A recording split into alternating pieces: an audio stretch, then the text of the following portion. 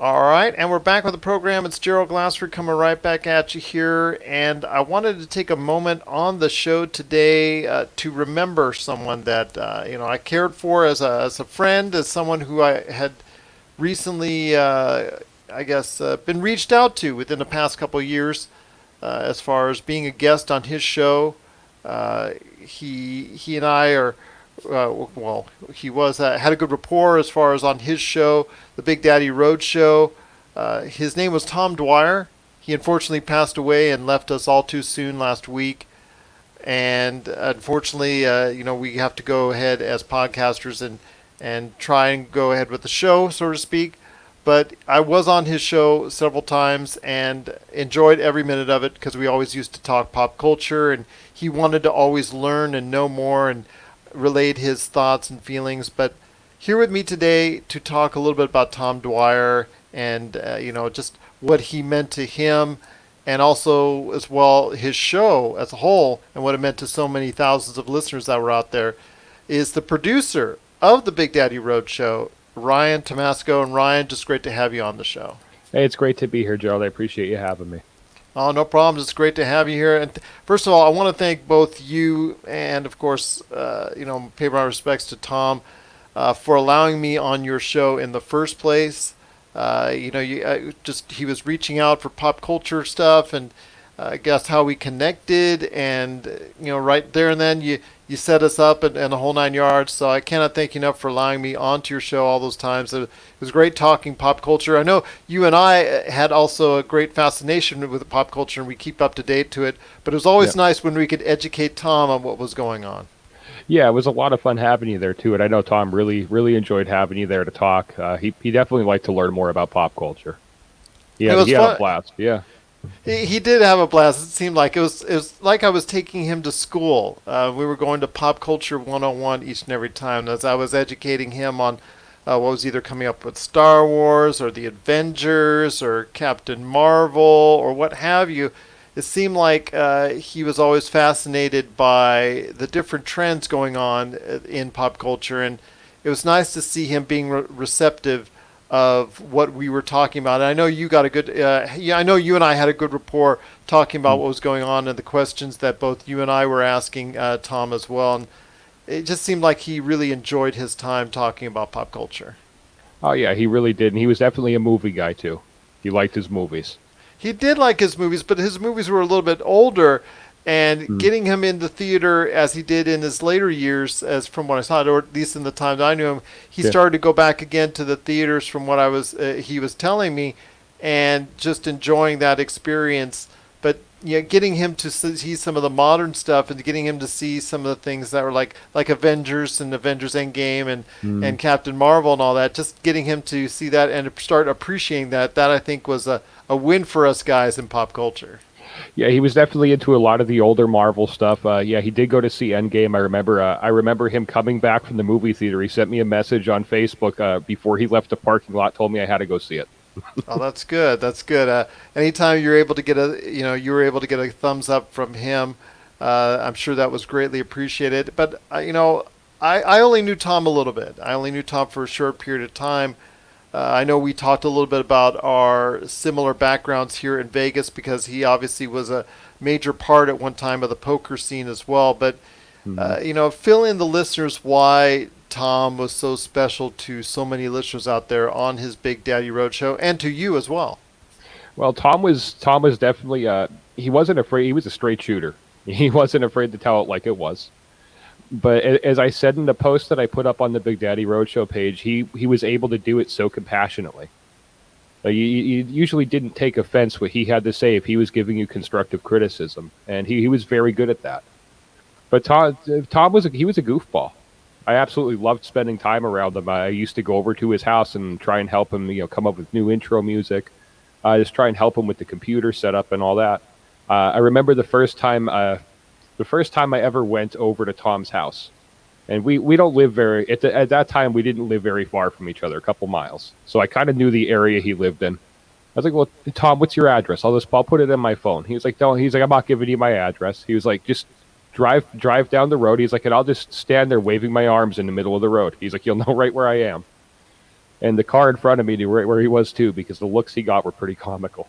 I bet, knowing him, and it's just something that he wanted to do. His background, I guess, led him towards creating the Big Daddy Roadshow. I mean, what was his original desire to go ahead and pick up the show? Because like I said, you guys, when you were doing content wise, opinion wise, I mean that's all up to the individual listener, but you guys put out what I consider to be a show that people were listening to at a very good level. Yeah, he had the show up on multiple places. I know iHeartRadio. He started posting the shows up to YouTube. He just originally started doing it because he was something he really just liked to do. He liked talking to people. He liked engaging people. I know his ultimate goal was to literally make it a road show. He wanted to be on the road doing this. You know, he Yeah, I wanted to know. be traveling to the different places, and he never actually got to do that. That's That saddens me a little bit. It saddens me as well because I know he had great plans for it. He talked about going here, going there. He actually reached out to me and said, "I'll see you in Vegas Hmm. and do the Big Daddy Road Show from there." I know he had great plans, like you said, but your time working on the show with him, I know you'll always treasure it. But were there any special moments that really stick out in your mind? Uh, as bad as it is, the after show conversations.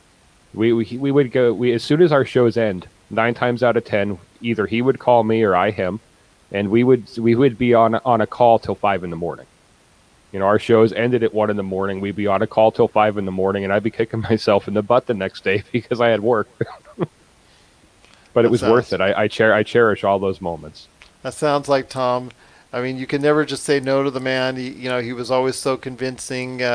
He was always just out there, like you said, reaching out to different people, reaching out to people that in his show that I saw him communicate with so fondly. Some of it in a joking way, some of it in a straightforward way. Like you said, he was always a straight shooter. But the show itself, it garnered so many fans that were very into the show. And what was it like him interacting with his fans? You could just see, if you go back and look at his videos, you could see the look in his eye. Just he loved being able to communicate with people. Every time I would meet up with him somewhere, outside of the show, every time I'd meet up with him somewhere, he would always be a half hour late because he was busy communicating with somebody and learning someone's life story. And you can he's the kind of person you just couldn't be mad at him for it. No. If anything, I told him to stay there and talk as long as he wanted.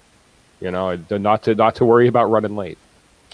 That's true. He would be someone that could command that type of attention, and I'm just so sorry that he's gone gone from us far too soon. Again, I'm thanking you for the time I spent with him and you on the show. It's just always such a pleasure talking to you about pop culture. I know he would probably want us to talk a little bit of pop culture before we head on out, so I will do Yep. so. Because again, would seem like whenever I'm on the show with you and him, it seemed like both you and I were educating him on pop culture. It was Yeah. actually quite amusing for me because it's always great when I can go ahead and have those conversations in real life about, oh, you didn't know about this about Marvel, or you didn't hear the news about this about Star Wars, or et cetera, et cetera, et cetera.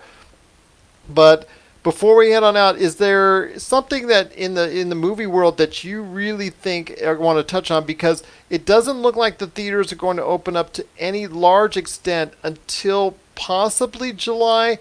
The Hmm. first movie that's targeting it is Jonathan Nolan's Tenet, which I'm going to be honest with you. I don't know if you've seen the trailer or not. This has blown me away.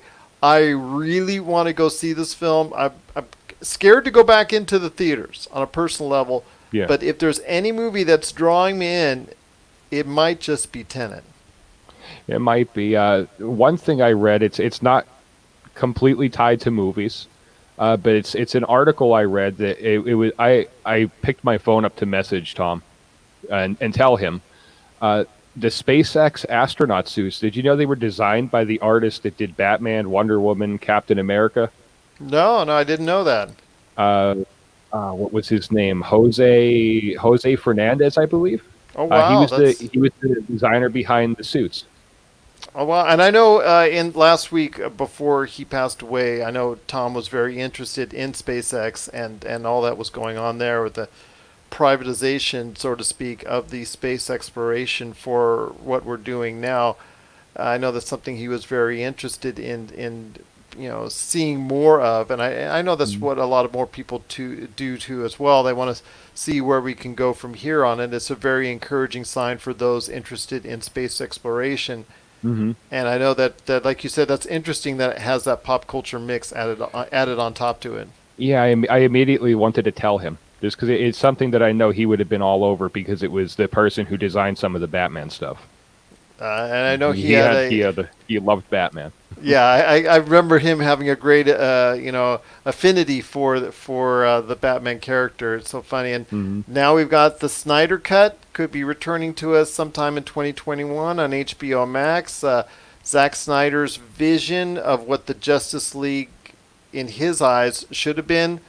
Although Hmm. now it's actually it's actually most likely going to be enough footage there for a 6 or 7 or even an 8 episode format, as opposed to a 4 hour film, which was he was really intending to put out there Yeah. before his unfortunate circumstances with his daughter. So, are you excited by this revelation that the Snyder Cut is actually real and that it actually will become a reality next year on HBO Max?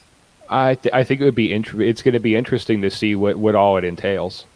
I'm like I said, I'm not a big movie guy. I'm not a big TV guy, but when it comes to comic book related things, especially stuff that ties into that, I think it could be real interesting to see. It will be interesting to see. I mean, obviously, if you can take messed up chicken and make a nice chicken salad out of it, as the case is right now with Justice League, who has it so it's so not well thought of. I should say it's been through the ringer in so many ways, shapes, and forms. And if you can make something feasible out of it, and out of a bad situation, now mind you, it'll cost Warner Brothers when they get the final bill. Whatever they're paying on adding on to it. Rumors are $30 million are adding on to this. Yeah. It'll probably be in that neighborhood of 300 to 400 million that they've already paid out for this movie. I don't know if they're going to tell you it's great, but they're trying to maximize every bit that they can. And I think that if it evolves into an 6 to 8 episode format on HBO Max, I think that's probably the best way they could go ahead and treat it at this point in time. Yeah, as far as a monetary standpoint, that's probably their smartest move. Yeah, I agree with you on that. Is there anything in pop culture you want to talk about before we go? Because I feel like Tom would want to go ahead and be interjecting right now at this point in time, say, "Hey, before you go, you got to tell me more. What's going on?" What are your thoughts on some of the new Marvel movies coming up? Well, that's a good question. I'm glad you asked that. There's Black Widow. They seriously do not want to put that straight to Disney Plus. There Yeah. is talk now that they're very reluctant to put New Mutants and Mulan on Disney Plus, but that at some point in time they may have to go ahead and just bite the bullet if there's not going to be enough theaters open. They feel that there's going to be enough theaters open for Black Widow to open up in November. I get that, and this is the movie I've been wanting to see for years. As someone who has 2 daughters whose original Marvel memories are of watching on TV by the time they come out to TV, Hmm.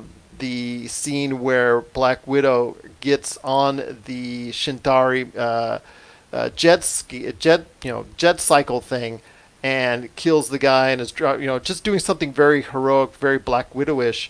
And that's their first images of that scene, and that's something they've been rooting for is Black Widow ever since. And to finally see that culminate in what I think is long overdue, it probably would have been a fit as far as the overall narrative better 5 years ago, let's say, Hmm. but it is coming nonetheless, and I'm very happy to see that. I'm sorry it's under such difficult circumstances, but I'm looking forward to Black Widow.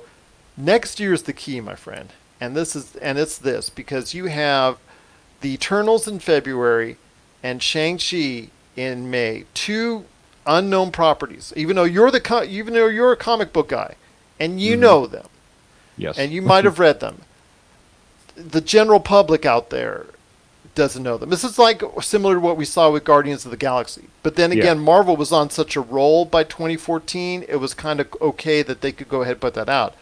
You're assuming that Marvel's going to have that role start ramp up again after Black Widow to go ahead and say, you know what? I will not only watch one unknown property, but two unknown property and have that faith that Marvel can push it through. They're going to draw in just because of the Marvel brand. They'll draw a lot of people, and it's new and it's Marvel. As bad as it is, I'm actually looking forward to new Venom. I always Venom liked 2? Venom. Yeah, with the return of Carnage and Woody Harrelson playing Carnage, that's going to be a very interesting mix. I will just say this before I want to talk to you about Spider-Man and that whole Spider-Verse thing. When it comes to the two unknown properties that are coming out in Shang-Chi and Eternals, I really hope Shang-Chi is the one that succeeds the most because, as I've spoken about with Josh and I are big Kung Fu fans as far as Kung Fu movies. And I would love to see a Kung Fu movie blow up on the level like we've never seen before.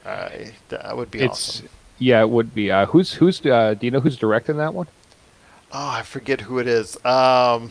Is it Cretton? Destin Cretton? Let me check right now for you while we're on the air. This will sound much better in post.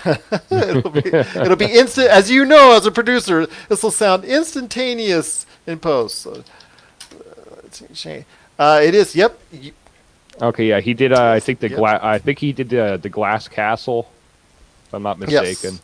That was a pretty good movie. Yeah, that was a pretty good movie indeed. I'll tell you what, I'm just excited for it because the fact, like I said, I've been so longing for a Kung Fu movie, which this is going to be predominantly. Yes, it's going to have superheroes with superpowers, etc., etc., etc., but it is still going to be somewhat grounded within the confines of Kung Fu, and that to me is something I'm really looking forward to, a movie like that blowing up to the entire world to see that the artistry that's involved because, as someone who enjoyed Bruce Lee films, someone who is thinking that The Raid Redemption is one of my all-time favorite films.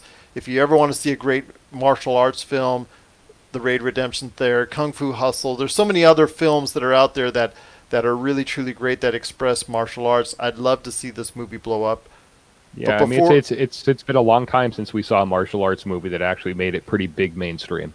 Exactly. I would love to see that happen. I mean, what would it be? Something that Jackie Chan has done to an extent with the Rush Hour movies, which you can loosely call that because it does have elements of martial arts in there. When his movies that he would make in overseas that were brought over here, like Rumble in the Bronx, etc., etc. And then you have Crouching Tiger, Hidden Dragon. That movie, for an artistry reason, was just so beautiful to watch. So yeah, I'm hoping for something good when it comes to Shang-Chi. The Eternals, obviously, as well, but yeah, Shang-Chi even more. I've got a little bit of rooting power behind that. But before we head on out, I got to talk to you about this whole Spider-Verse thing. Because they talked about Sony has in last week, I think was it 2 weeks ago almost, that they talked about that they've added more movies in development for the Spider-Verse.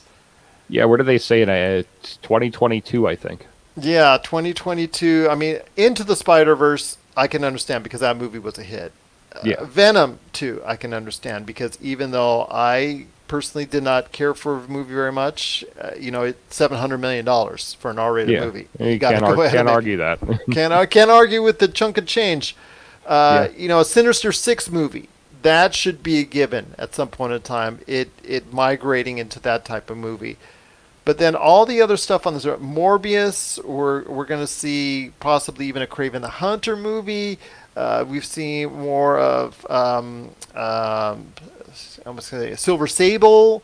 It just all these other movies when it starts to branch out. I think it's Sony grabbing too much, and I think it's end up going to be diluting it even too much because I'm not sure exactly to what extent people are willing, or the general public. And again, it's all about the general public, not to hardcore fans. It's with the general public because that ultimately makes a movie a success. How much they're willing to buy into when it comes to the entire Spider-Verse.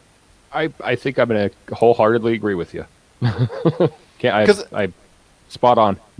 Because they have 900 characters. I get they have 900 Yeah. characters that they can play with, or 900 characters plus.